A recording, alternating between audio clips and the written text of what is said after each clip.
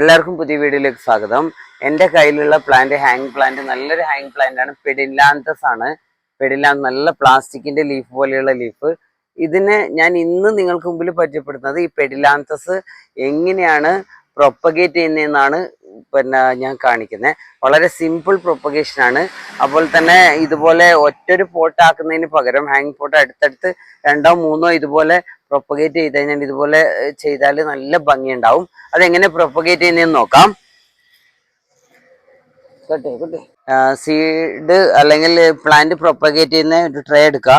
ട്രേയിൽ ഇതാ ചകിരിച്ചോറും ചാണകവും കുറച്ച് മണ്ണ്, വളരെ കുറച്ചുള്ള മണ്ണും എടുക്കുക. ഇത് ഫില്ല് ചെയ്ത് വെക്കുക. ഫില്ല് ചെയ്ത് വെച്ചതിന് ശേഷം പെഡിലാന്തസിന്റെ ലീഫ് എടുത്തിട്ട് ലീഫല്ല പ്ലാന്റ് ചെറിയ ടിഗൊക്കെ കട്ട് ചെയ്ത് നോക്കാം. ഈ ഒരു ടിഗ് ഞാൻ എടുത്തു കഴിഞ്ഞാൽ ഇതിന്റെ രണ്ടോ മൂന്നോ നമുക്ക് പ്ലാന്റായിട്ട് കുത്തിവെക്കാൻ പറ്റും. പരമാവധി ലീഫുള്ള പ്ലാന്റ് ലീഫിന്റെ ടിഗിനെ കട്ട് ചെയ്യുന്നതായിരിക്കും നന്നാവും.